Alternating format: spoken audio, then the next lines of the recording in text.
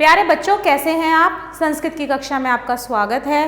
Coral publication द्वारा प्रकाशित संस्कृत श्री कक्षा 6 की पाठ्यपुस्तक का हम लोग अध्ययन करेंगे। आज हम करेंगे पाठ 16 षोडशः पाठः। पाठ का नाम है अतिलोभः न कर्तव्यः, ज़्यादा लालच नहीं करना चाहिए। किस्मिंश्चित् नगरे चंद्र नामकः राजा आसीत्। किसी देश में, किसी नगर में चंद्र नामक एक राजा रहता था। तस्य भवन परिसरे अनेके अश्वाः वानराः मेषः च बसन्ति स्म। अर्थात उसके भवन परिसर में, उसके भवन में, उसके घर में अर्थात उसके महल में बहुत सारे अश्व अर्थात घोड़े, वानरा अर्थात बंदर, मेषः अर्थात भेड़ रहते थे। एकदा दैव दुर्विपाकात् तस्य अनेक अश्वा भ्रंश दग्धः। अर्थात दैव दुर्विपाकात् अर्थात दुविधा में दुर्भाग्य से, एक बार दुर्भाग्य से उसके अनेक अश्व भ्रंशः दग्धा बहुत बुरी तरह से जल गए थे। दग्धा अर्थात जल गए। राजवैद्येन कथितम, राजवैद्य ने कहा, हयानाम दाहोपशमनार्थम वानराणाम मेदासी अपेक्ष्यन्ते। अर्थात इनकी जो जलने के बाद जो उनके शरीर में जलन हो रही थी उसको शांत करने के लिए वानराणाम मेदांसी बंदरों के मांस की आवश्यकता है। वैद्य वचनानि पाल्यन राजा अश्वोपचाराय आदिशत। वैद्य के वचनों को सुनकर और उनके वचन का पालन करने के लिए अश्वों के उपचार के लिए अर्थात घोड़ों के इलाज के लिए, उपचार के लिए आदेश देता है। एवं अश्वोपचाराय बहवा वानरा घातिता। घातिता अर्थात मरवाना, मरवा देता है उन्हें। वो बहुत सारे बंदरों को मरवा देता है। अश्वों के उपचार अर्थात घोड़ों के उपचार के लिए बहवो बहुत सारे वानरा बंदरों को घातिता मरवा देता है। अथ पूर्वमेव त्यक्त्य राजभवनः। त्यक्त्य राजभवनः पूर्व में अर्थात पहले, तक्त्य त्याग दिया गया राजभवन यानी कि जो राजा का महल था उसे त्याग कर वानर यूथपति, वानर यूथ बंदरों के समूह का नेता इमं वृतांतम अशृणोत, यह सारा वृतांत सुनता है। अतः पूर्व में राजभवन को त्याग कर गए हुए वानर समूह के नेता इस वृतांत को सुनता है। उसको जब पता चलता है, सह अचिंत्य, वह सोचता है, कथमेनम राजनम दंड्यामि, मैं राजा को इसका दंड दूंगा। येन इदम अकार्यम कृतम, वह ऐसा गलत कार्य कर रहा है। एवं चिंतयन सह वने स्थितस्य एकस्य सरोवरस्य वैचित्र्यम ज्ञातवान। और उसको याद आता है कि वन में एक सरोवर है जो कि एक विचित्रता से भरा हुआ है, जिसके बारे में उसको पता था। उसकी विचित्रता क्या है यह वो वानर जानता था। यह को अपि तस्मिन् सरोवरे प्रविशति सह नाशमेति। जो उस सरोवर में प्रवेश करता है वह समाप्त हो जाता है, वह नष्ट हो जाता है। सह तत्र आगच्छत, तो वो वहां पर जाता है। दूरस्थः चैसन कमल नालेन। कमल नालेन मतलब कमल की जो डंडी होती है उसको हम जो है पाइप की तरह यूज कर लेते हैं। तो उसके द्वारा सरोवर जलम पात्रु मार भत, मतलब उसके द्वारा वो पानी को पीता है। कमल नालेन, कमल की जो डंडी होती है उसे सरोवर में डालकर वह उससे पानी पीता है। तत्क्षण में रतन माला भूषितः एकः राक्षसः जल मध्याद निष्क्रम्य अवदत्।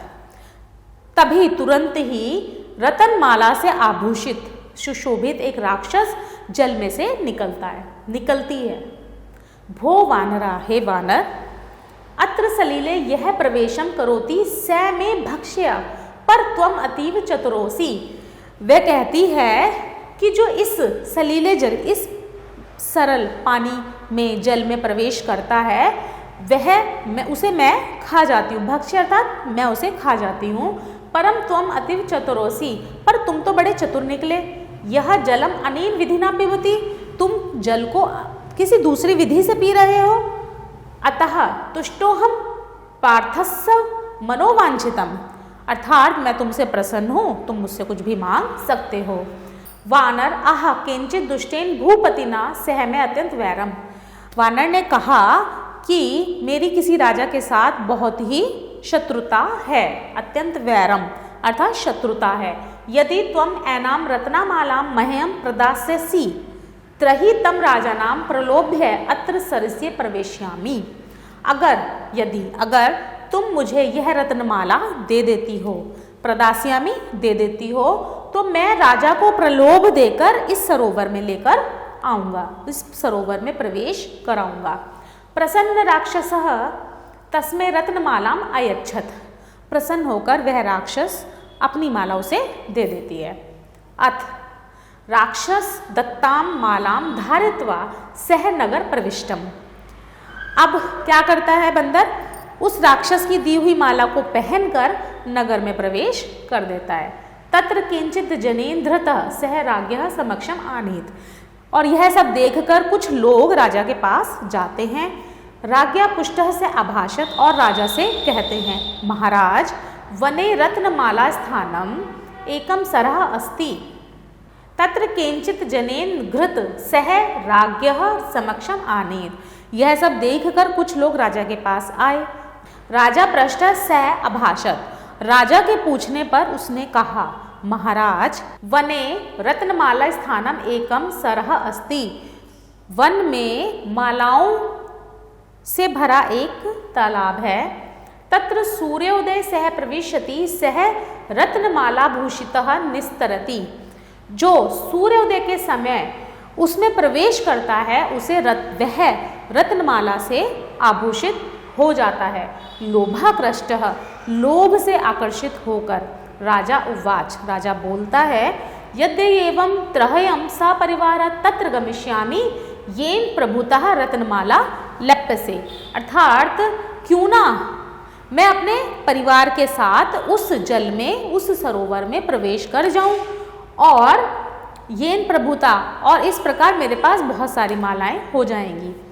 अथ सह परिवारः राजा वानरेण सह वनम गतवान, वह राजा अपने परिवार के साथ उस वानर के साथ उस वन में जाता है।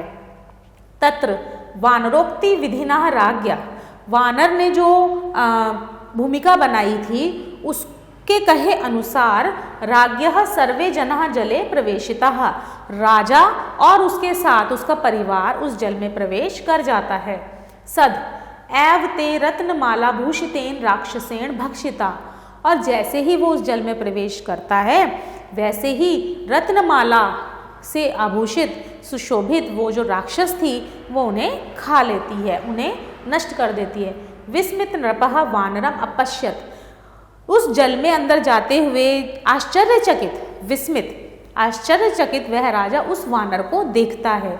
वृक्षम आरुह्य सह राजा नाम उवाच, वह उस वृक्ष की ओर देखता है जो ऊपर चढ़ के बैठ जाता है उस पेड़ पर, और वह राजा बोलता है, भो दुष्ट नरपते, हे दुष्ट राजा प्रसन्नो भव, नष्टा ते जना, वो लोग प्रसन्न होंगे जिन्हें तुमने नष्ट किया। पूर्वम त्वम अश्वलोभात पालित वानराणाम वधम करितवान, पूर्व में तुमने अश्वों को बचाने के लिए पाले हुए अपने वानरों को नष्ट किया। अधुना लोभवशीभूतः स्वजनानां मृत्योः कारणम, और अब लोभ से अभिभूत होकर, लोभ से भरकर अब तुम अपने परिवार के मृत्यु का कारण बने हो। धिक त्वाम लोभाभिभूतात्मानां, धिक्कार है तुम जैसे लालची लोगों पर।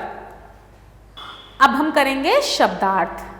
मेषः बहुत सी भेड़, वृतांतम समाचार को, दैव दुर्विपाकात दुर्भाग्य से, अश्रणोत सुना, भ्रंश अधिक, निष्क्रम्य निकलकर, दग्धः जल गए, सलीले जल में, हयानाम घोड़ों के, भक्षय भोजन, दहो पशमनार्थम जलन रोकने के लिए, दहो दहोपशमनार्थम जलन को रोकने के लिए प्रलोभ्य लालच देकर मेदांसी चर्बी अर्धोदिते आधे उगे हुए अपेक्ष्यन्ते अपेक्षा करते हैं लपस्य प्राप्त करूंगा पालायन पालन करते हुए क्षिप्रम जल्दी आदिशत आदेश दिया आरोही चढ़कर घाततः मारे गए प्रवेश्यामी प्रवेश करवाऊंगा वानर यूथ पति ही बंदरों के समूहों का नेता भक्षिता खा लिए गए। रचनात्मक कौशल अर्थात अभ्यास आप स्वयं करेंगे। आशा है आपको पाठ समझ में आया होगा। आभार।